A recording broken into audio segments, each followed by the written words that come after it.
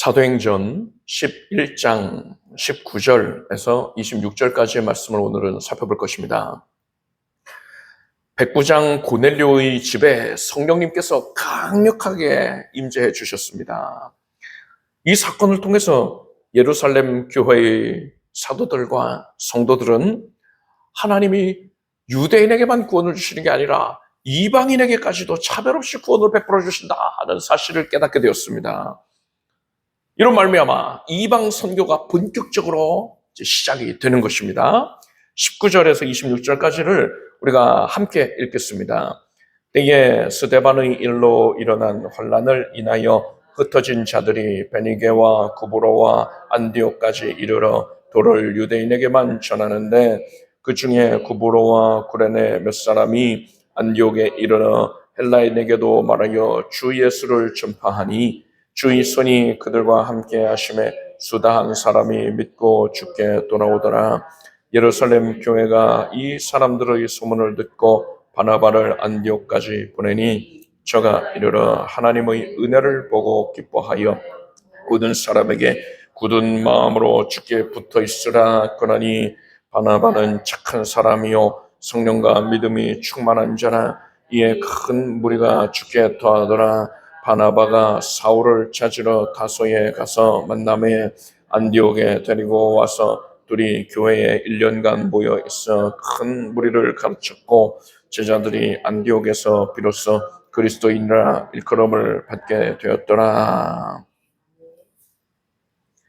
이스라엘 지역의 지도자들은 우선 분봉왕이 있습니다. 각 지역을 나누어서 다스리게 하는 분봉왕들이 있고 로마에서 직할로 다스리는 지역, 대표적으로 예루살렘 인근이 있죠. 유대 지역 있죠. 그 지역은 또 총독을 파견해서 다스리게 했습니다.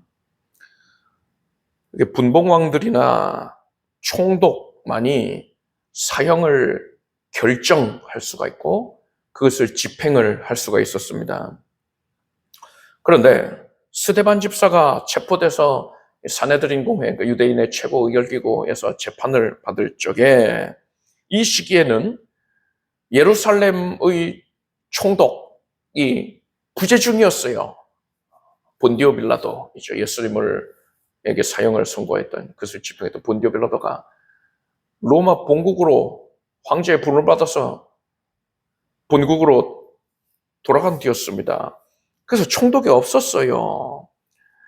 이 시기에는 총독이 없으니까 예루살렘 지역에서는 사네드린 공회가 가장 높은 의결권을 갖는 겁니다. 그래서 얼마든지 사형을 집행을 할 수가 있는 거예요. 총독 없는 틈을 타가지고 그렇게 사형을 집행을 했습니다. 그래서 스데반이 죽은 거지요. 이제 얼마 안 있으면 새로운 총독이 부임할 것 아닙니까? 그 전에 최대한 이 기독교인들을 많이 죽이고 싶은 겁니다. 사두개인과 바리새인들이 어떻게 해서든 기독교인들을 없애려고 스데반을 죽인 것을 기점으로 해서 이제 예루살렘 교회에 기독교인들을 대하여서 대대적으로 박해를 시작을 했습니다. 그래서 수많은 성도들이, 예루살렘 교회의 성도들이 살기 위해서, 목숨 부지하기 위하여서 뿔뿔이 흩어집니다. 로마 제국에 있는 각 지역으로 흩어지는 거예요. 이렇게 흩어진 성도들을 흩어졌다, 분산되었다라는 뜻의 디아스포라라고 부릅니다. 바벨론 포로기 때도 유대인들이 흩어지게 되지 않았습니까? 페르시아 시절에도 뿔뿔이 흩어져서 살게 된 것이죠. 그들을 디아스포라라고 부른다. 우리가 이렇게 배운 적이 있는데 그 말이 여기서 시작이 된 거예요. 예루살렘 교회의 박해로 인하여서 뿔뿔이 흩어진 기독교인들을 디아스포라라고 부르고 또 산지사방으로 흩어지게 된 유대인들도 더불어서 디아스포라라고 부르게 된 겁니다. 그렇게 흩어진 기독교인들이 자신들이 정착하게 된 각 지역에서 이제 복음을 전하기 시작했습니다. 그런데 이들은 아직까지도 구원은 유대인의 전유물이 아니겠느냐 이렇게 생각을 하고 있었던 것 같아요. 그래서 유대인들에게만 복음을 전했단 말입니다. 그런데 우리가 몇 주간 계속 살펴봤던 고넬료의 집에 성령께서 강력하게 역사하신 그 사건이 있었던 시기 즈음부터는요, 이 각 지역으로 퍼져나간 기독교인들, 그 유대인들의 심령에 성령께서 강권적으로 변화를 일으키신 것 같아요. 그래서 그들이 헬라인에게도 복음을 전합니다. 헬라인이라는 건 이방인을 뜻하는 겁니다. 로마 제국 내에서 로마 시민이 있고 그 외에 속국의 백성들은 이제 헬라인이라고 부릅니다.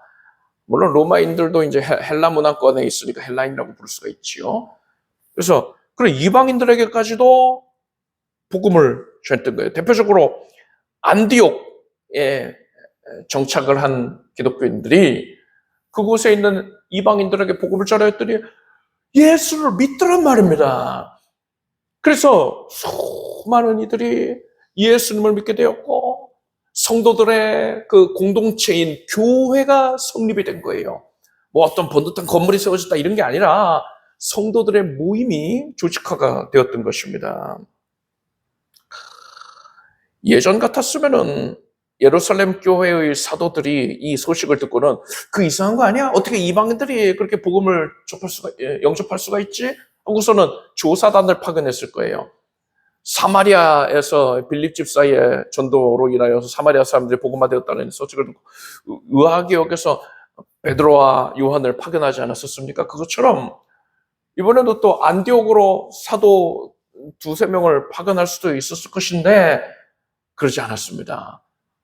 이것은 하나님의 역사가 분명하다. 하나님께서 이방인들을 구원하시기는 것을 원하시지 아니하느냐 이렇게 생각하고서 사도들은 바나바를 안디옥에 파견했습니다. 이것은 뭐 제대로 정밀 조사를 해와라. 이거 뭐 잘못된 거 아닌가? 조사를 해와라. 이게 아니라 안디옥 교회가 목회자가 없이 성도들에 의하여서 자발적으로 세워진 교회다 보니까요. 목회자가 필요하단 말입니다. 그래서 담임 목회자로서 바나바를 파송을 했던 것이에요. 여기서 생각해 보십시오. 이 안디옥 교회가 세워지는 데에는 안디옥으로 이주를 하였던 예루살렘 교회의 성도들, 도망쳐서 그곳에 자리 잡은 성도들의 역할이 결정적이었다 할 수 있죠. 그리고 이 사람들이 왜 안디옥에 가게 됐습니까? 예루살렘 교회에 임한 대대적인 박해로 인하여서 어쩔 수 없이 안디옥으로 도망을 쳤단 말이죠. 따라서 어떻게 우리가 정리할 수 있습니까? 예루살렘 교회에 임한 그 대대적인 박해로 인하여서 결국 안디옥 교회가 세워지게 되었다라고 우리는 받아들일 수가 있는 거예요.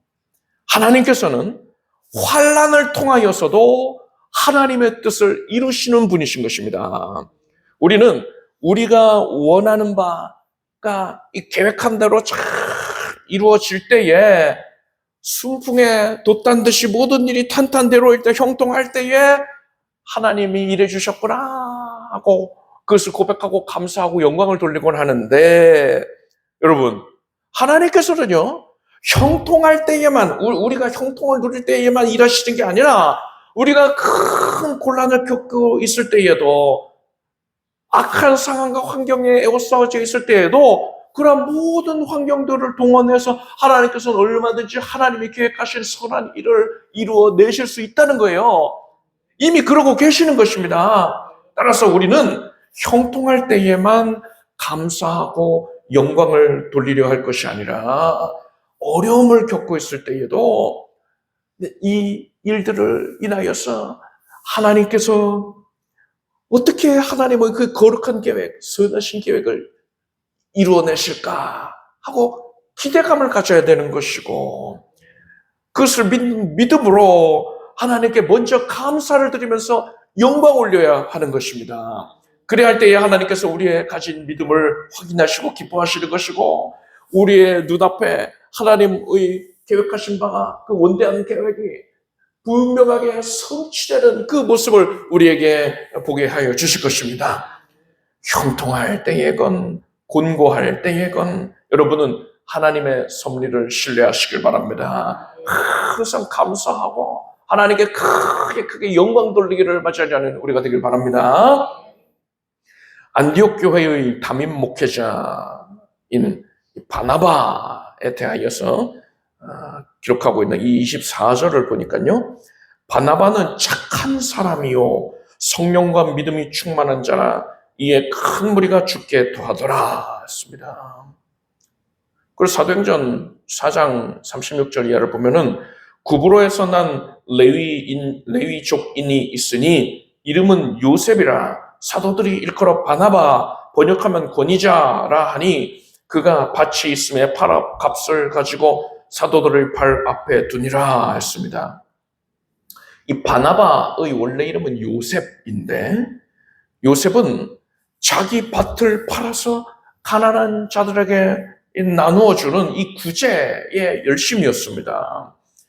요셉은 다른 성도들을 권면해주고 위로해주곤 하였어요.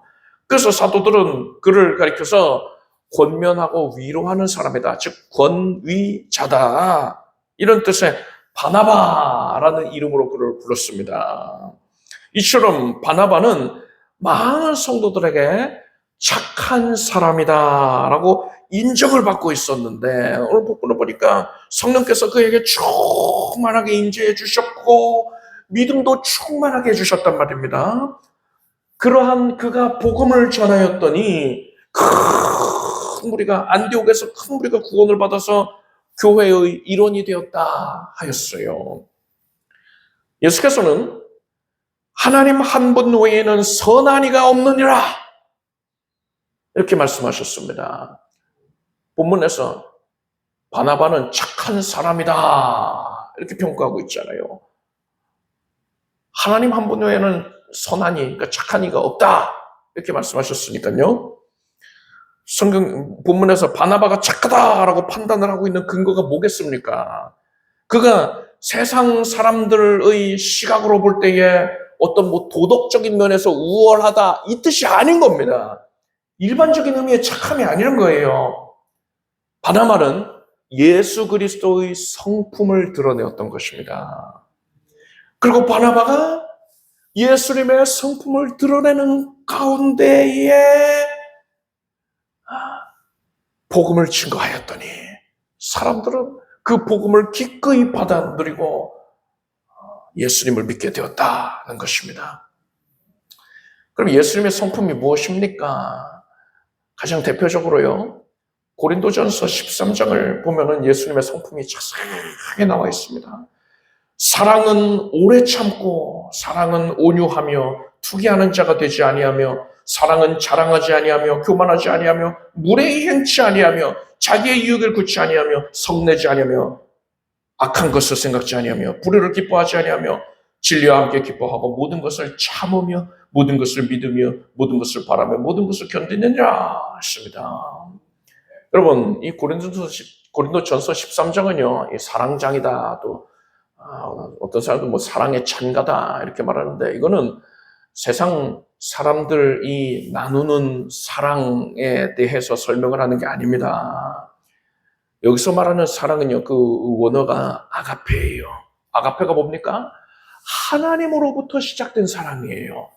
하나님의 사랑이고, 그 사랑으로 말미암아서 사람이 하나님을 사랑하는, 하나님을 향한 사랑, 이것이 바로 아가페입니다.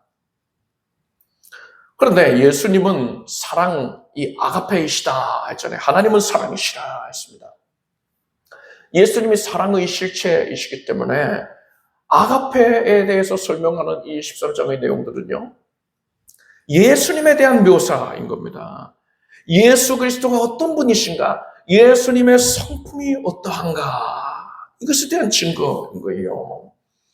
이 말씀에 나오는 여러 가지 성품들이 있지만 가장 대표적인 것 몇 가지만 살펴보자면, 예수님은 온유하십니다.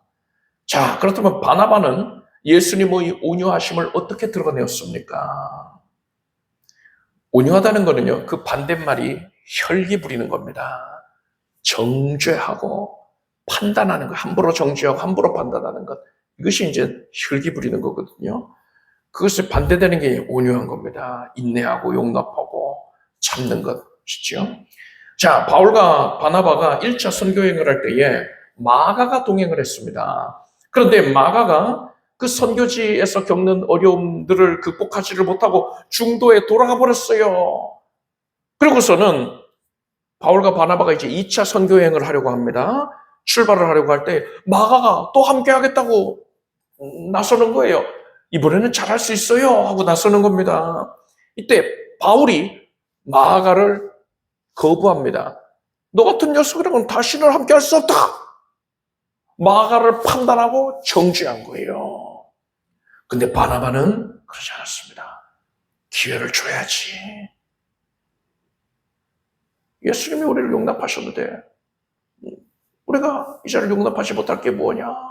이 마음으로 권유하고 위로해주는 자, 권위자 했잖아요. 바나바는 마가를 위로해주면서 그에게 다시 한번 기회를 준 것입니다. 그래서 바나바는 마가와 함께 구브로로 선교행을 떠나게 됩니다. 이렇게 온유함을 보였어요. 그리고 예수님은 겸손하십니다.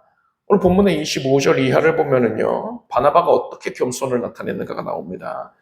바나바가 사울을 찾으러 다소에 가서 사울을 데리고 와서 함께 목회했다 했습니다. 여러분, 당시에 이 사울은요, 그러니까 훗날의 바울이죠. 바울 사도 얘기입니다. 이 사울은 사역지가 없었어요. 그래서 고향인 길리기아 다소에서 하나님의 인도하심을 구하고 있었습니다. 하나님 사역지를 주십시오. 하나님이 저를 이방인의 사도로 쓰겠다 하시지 않습니까? 그러니 저에게 사역지를 주십시오. 이렇게 기도하고 있었을 거예요. 그런데 바나바가 바로 그런 바울에게 사역지를 주는 겁니다. 그러니까 이 속된 말로 표현을 하자면요, 바나바는 갑이고 사울은 을의 위치인 거예요. 그런 입장인 겁니다. 따라서 바나바가 사울에게 뭐 편지 한 통 보내가지고 뭐 사람 한 명 보내가지고 우리 교회에 와서 수고할 수 있으면, 사역할 수 있으면 빨리 오시오. 몇 날 몇 시까지 늦지 않게 오시오. 만약 안 오면은 안 하는 걸로 알겠어. 이렇게 할 수도 있는 거거든요. 그렇지만 바나바는 그러지 않았습니다. 목회로 바쁜 와중에도 자신이 시간을 내서 직접 길리기아 다소에까지 사울을 찾아갔어요. 사울이 뭐 어느 집에 머물고 있다, 이게 아닙니다. 그 지역에 가서 찾아야 하는 거예요. 그래서 사울을 찾아서 사울을 만나서 대면에 요청을 하는 겁니다. 우리 안디옥 교회에 와서 함께 사역해 주시오. 이렇게 정중하게 부탁을 하는 거예요. 바나바는 자기가 안디옥 교회의 담임 목회자라고 뭐 자기 권위를 내세우다가 자기 지위를 과시하려고 하지 않았습니다. 남을 얕잡아 보지도 않았어요. 성경 말씀에 겸손한 마음으로 각각 자기보다 남을 낮게 여기라 했는데, 그러한 교훈을 이 바나바는 자신의 삶 가운데 깊이 체화하고 그것을 드러내고 있었던 것입니다. 그리고 예수님은 투기하지 아니하십니다. 투기한다는 것은 남이 나보다 나은 것을 시기하는 거예요. 그가 안 되기를 바라는 겁니다. 사촌이 땅을 사면 배가 아프다라는 말이 있지요. 성도라 하더라도 이 말이 적용이 될 수가 있어요. 그래서 성도들 중에서도 시기심이 많은 경우에 다른 성도가 잘 되는 모습을 보고 저 사람이 좀 실패했으면 좋겠다, 이런 마음으로 가곤 좋습니다. 그래서 해서는 안 될 말, 그에게 해가 되는 말을 내뱉고 행동을 하는 경우들이 있단 말입니다. 그런데 바나바는 그러지 않았어요. 사울이 처음 안디옥에서 사역을 시작했을 때에 이 당시에는 성도들이 당연하게도 사울 처음 보는 사람인데 하고서는 오직 바나바에게 관심이 집중되어 있었을 것입니다.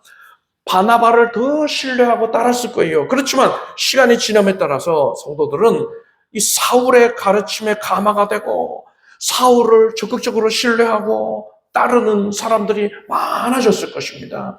그래서 처음에는 사울이 그저 부교역자의 입장으로 이 사역을 시작했을지 몰라도 얼마의 시간이 흐르니까는요, 이제는 바나바와 대등한 위치가 되어서 명실상부하게 공동 목회를 하게 된 겁니다. 이것은 바나바의 입장에서 보면은 담임 목회자로서의 권위를 나누어서 갖는 거예요. 그 자기 권위가 줄어드는 겁니다. 내키지 않을 수 있는 것이거든요. 그렇지만 바나바는 투기하지 않았어요. 사울을 용납합니다. 그리고 지지해 줬어요. 그리고 예수님은 자랑하지를 아니하십니다.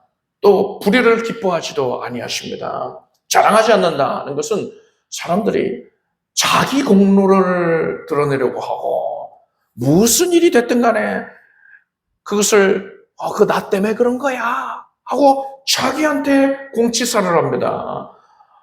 하나님의 영광을 가리는 거예요. 그것을 하나님의 미워하시는 겁니다. 그리고 불의를 기뻐하지 않는 것. 사람들은 자신이 추구하는 바를 이루기 위하여서 그 과정 가운데 불의가 개입되어도 상관없다 이렇게 생각을 합니다. 그래서 성도들 중에서도 특히나 목사들 중에서도 온갖 권모술수를 행하는 자들이 많이 있어요. 소위 정치질을 일삼는 그런 것들이죠. 이것도 하나님의 미워하시는 것이란 말입니다. 자, 이렇게 대표적인 예수님의 성품을 말씀을 드렸는데 바나바는 이러한 예수님의 성품을 삶 가운데에 잘 드러내는 자였던 것이에요. 성도가 예수님의 성품을 드러내는 것이 대단히 중요합니다. 왜 그렇습니까?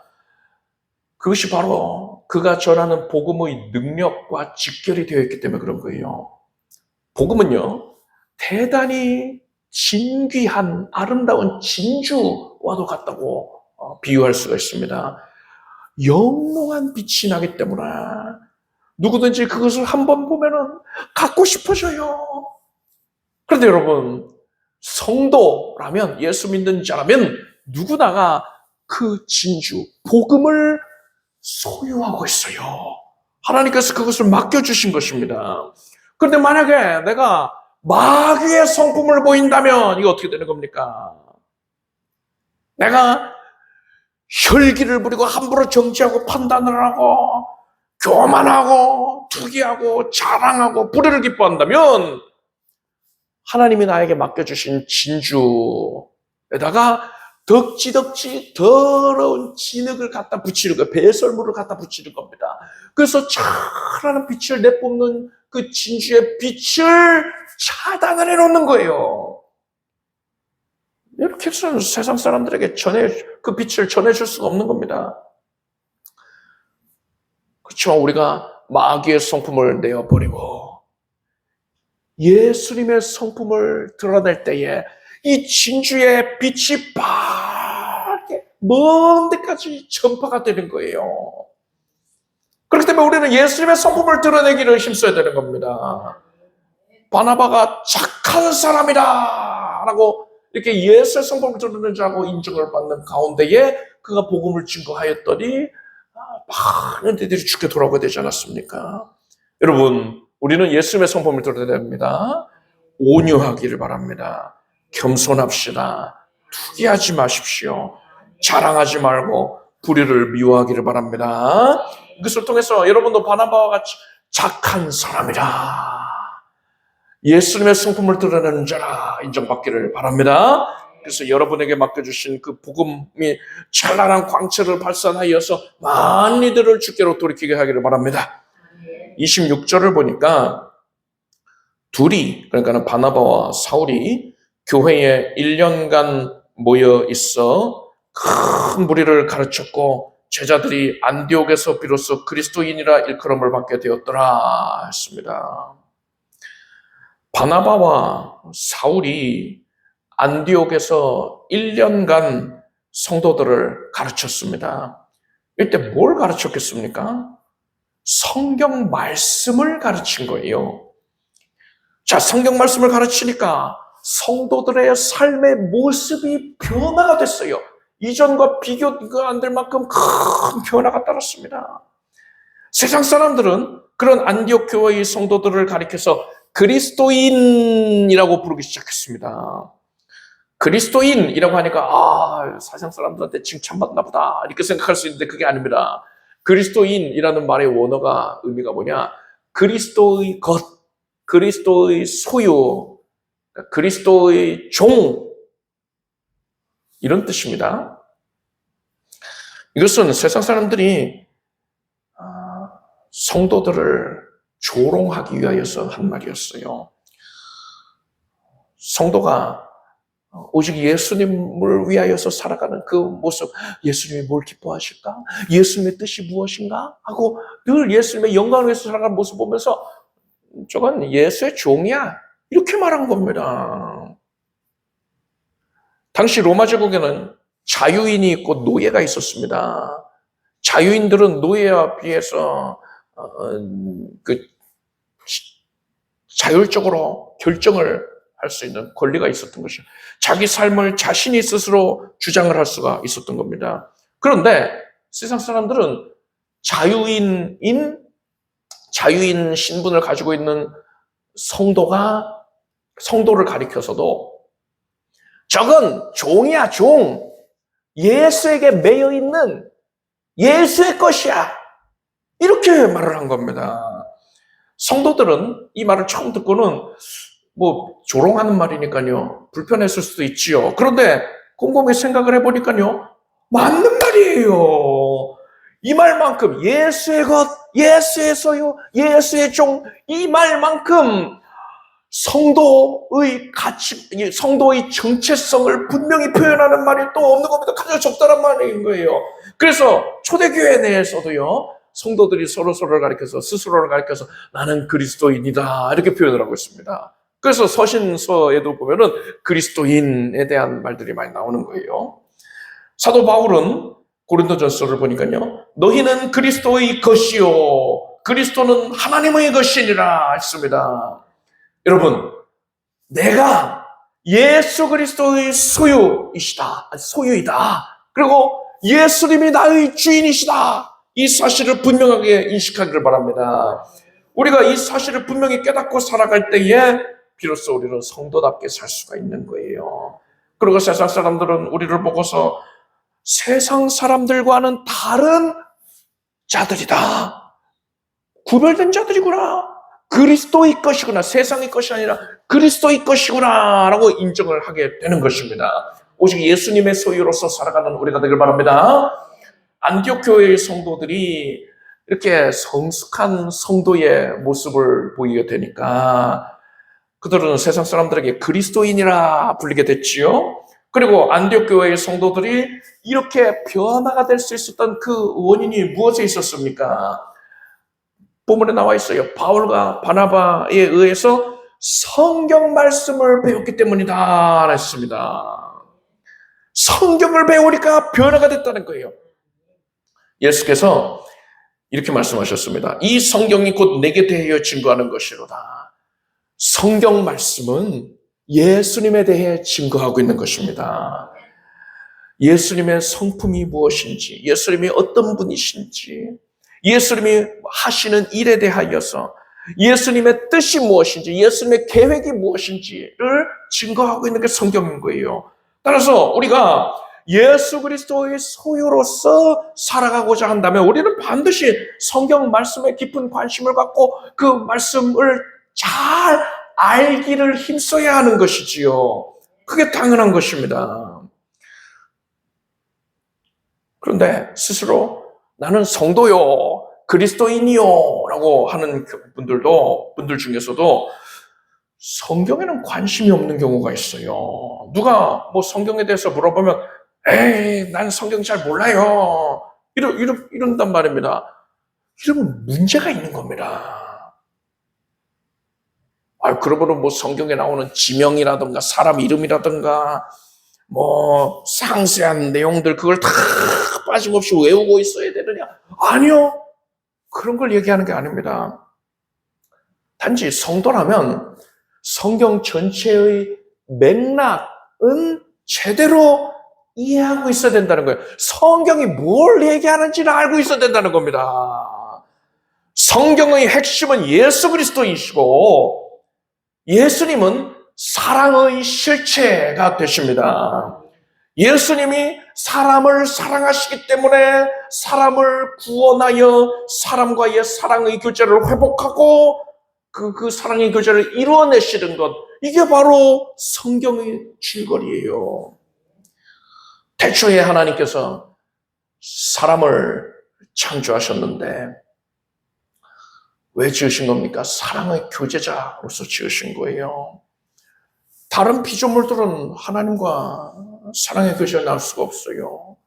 그렇지만 사람에게는 영을 부여하셨습니다. 하나님은 영이시라. 그래서 영이신 하나님과 교제하기 위해서 사람에게 영을 부여하신 거예요. 그래서 영혼을 가진 존재가 되어서 그래서 하나님과 교제하는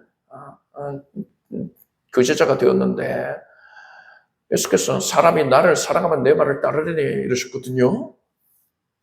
하나님께서는 사람에게 억지로 강제적으로 하나님을 사랑하는 모습을 택하게 하신 게 아닙니다. 억지 사랑을 원하신 게 아니에요. 진짜 사랑을 원하셨어요. 그래서 자유의지를 주셨습니다. 자유의지를 주셨다는 확증이 뭡니까? 선악과잖아요. 선악과를 두시고는 너는 이걸 따먹을 수 있지만 따먹지 말아라 하신 거예요. 따먹지 말아라. 그게 내 뜻이다. 예수께서는 사람이 나를 사랑하면 내 말을 지키리니 이러셨단 말이에요.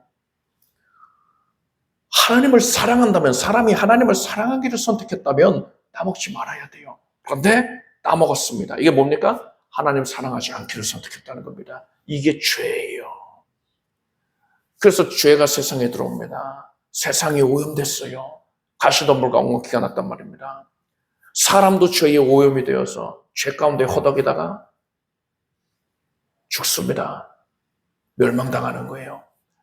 하나님은 의로우신 분이기 때문에 죄인을 절대로 가까이 하실 수가 없습니다. 하나님과 사람은 이제 원수가 되었습니다. 사랑의 교제자로 지음받았던 사람이 사랑의 교제를 상실해버리게 된 거예요. 그리고 사람의 영에는 성령이 떠나시고 이제는 마귀가 들어와서 마귀에게 억눌린 채 살아가다가 멸망으로 떨어지게 된 거예요. 이러한 사람의 실상을 너무나도 안타깝게 여기시고 하나님께서 구원자를 보내겠다고 약속하셨습니다. 여자의 후손을 보내겠다. 메시아를 보내겠다 약속하신 거예요. 메시아를 통해서 사람의 죄의 문제를 해소하겠다 약속하신 거예요.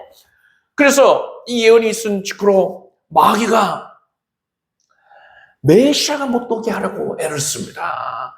가인과 아벨이 있지 않습니까? 아벨이 하나님 기뻐하시는 자이니까 아벨을 통해서 메시아가 올 것 같으니까 가인을 중동질해서 아벨을 죽인단 말입니다.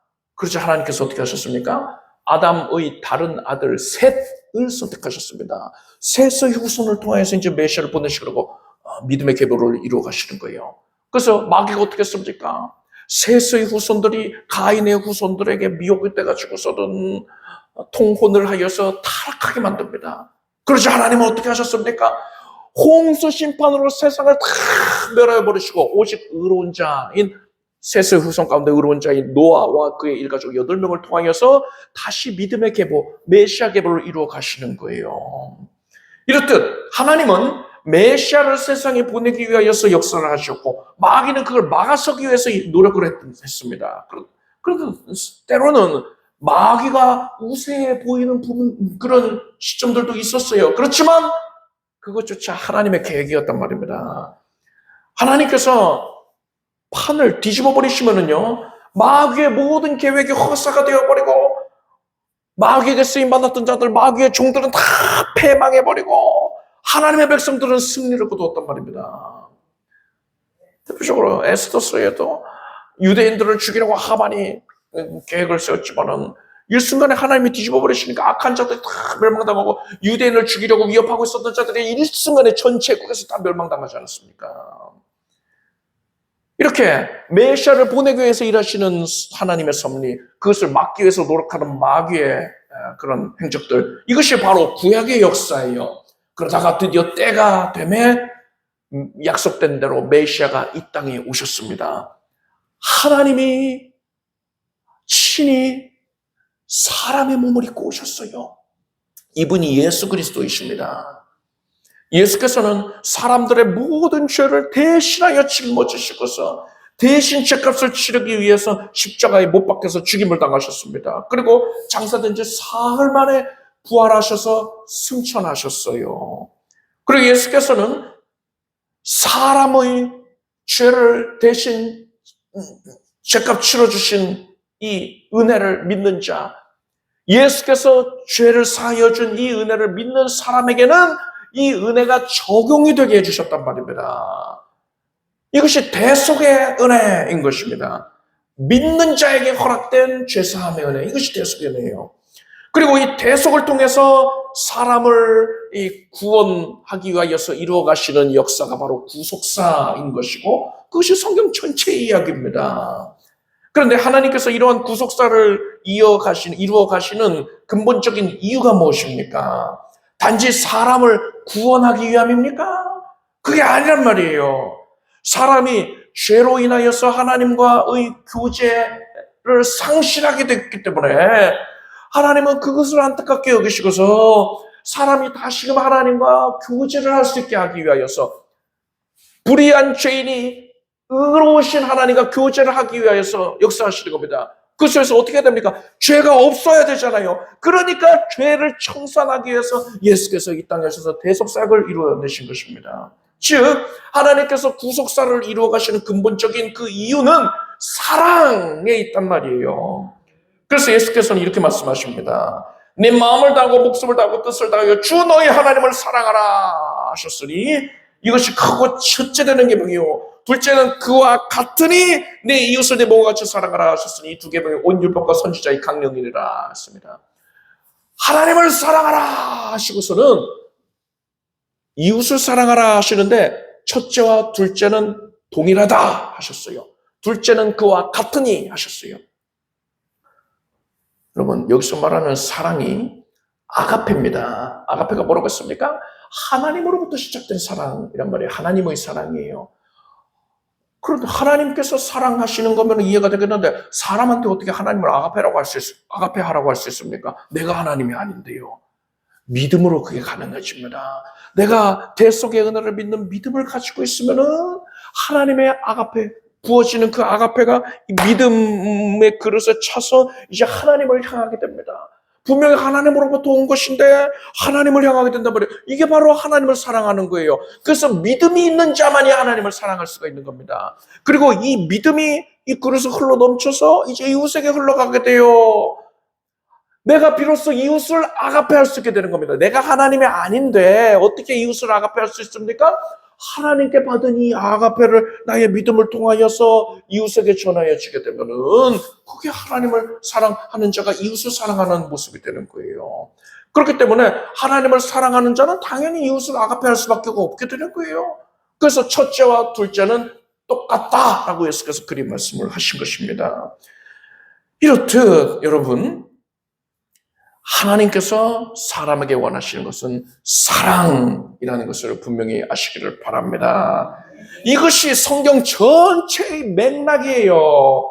핵심 중에 핵심이라고 할 수가 있는 것입니다. 성도가 이것을 깨닫고 있으면 성경 말씀을 대할 때에 하나님께서 이 말씀을 어떤 의도에서 말씀하신 것인가를 알 수가 있어요. 그래서 하나님이 나에게 원하시는 바를 깨달을 수가 있단 말입니다. 이것을 제대로 알고 나면은, 이렇게 성경 맥락을 알고 나면은요, 성경을 이해하는 그 깊이에 있어서 그 알지 못하던 때와는 그 이해의 깊이가 차원이 다르게 되는 거예요. 이런 깨달음을 가지고서 성경을 깊이 묵상할 때에 비로소 예수 그리스도의 뜻대로 살아가게 되는 것이고, 이러한 자가 바로 그리스도의 소유라고, 그리스도인이라고 불리우게 되는 것입니다. 이제 여러분은 성경의 핵심을 깨닫게 되었으니 성경 말씀을 더욱 가까이 하시기 바랍니다. 묵상하기를 힘쓰길 바랍니다. 그리고 하나님께서 세우신 설교자가 성령의 감동을 받아서 성경을 풀어서 증거하는 이 설교 말씀 듣는 것을 기쁨으로 여기길 바랍니다. 그래서 하나님과 사람들에게 그리스도인이라고 인정을 받는 여러분이 되길 바랍니다. 기도하겠습니다. 하나님께서 지금 이 시간에 말씀의 영으로 역사하시며 성경 말씀을 풀어서 설교자 입술 통하여 증거케 하시고 그 말씀을 우리가 믿음으로 받아들이므로 인하여서 말씀이신 예수 그리스도를 만나게 하시니 감사드립니다. 예수의 영이시여 우리 안에 충만하게 임재하시고 예수 그리스도의 성품을 드러내 주시옵소서. 오직 예수 그리스도의 소유로 살게 하여 주시옵소서. 예수님의 이름으로 기도드립니다. 아멘. 모두 자리에서 일어나시기 바랍니다. 가슴에 손을 얹고 아픈 곳에 손을 얹고 믿음으로 기도하겠습니다. 거룩하신 하나님, 하나님의 말씀은 진리입니다. 아버지의 말씀으로 저희를 거룩하게 하소서. 이 말씀 우리가 살기를 결단하고 정령 순종하게 해 주시옵소서. 우리 안에서 예수 그리스도의 성품이 드러나시옵소서. 오직 성령께 압도된 채 살게 하시고 매 순간마다 우리가 항상 예수님이 주인이시고 내가 종임을 알고 예수님께 의뢰하는 심령으로 살게 하소서. 기도가 그치지 않게 하소서. 지금 이 시간 주의 백성들이 믿음으로 말미암아 말씀 듣고 믿음이 견고하여져서 큰 믿음 갖고 기도합니다. 주의 백성들이 겪고 있는 공고함, 이 혼란의 어려움을 통하여서 하나님께서 섭리하실 것을 기대합니다. 선을 이루실 것을 믿습니다. 하나님께서 계획 작정하신 가장 선한 일들이 하나님 나라 확장의 역사가 이 모든 일들을 통하여서 이루어지고 있음을 알기에 감사드립니다.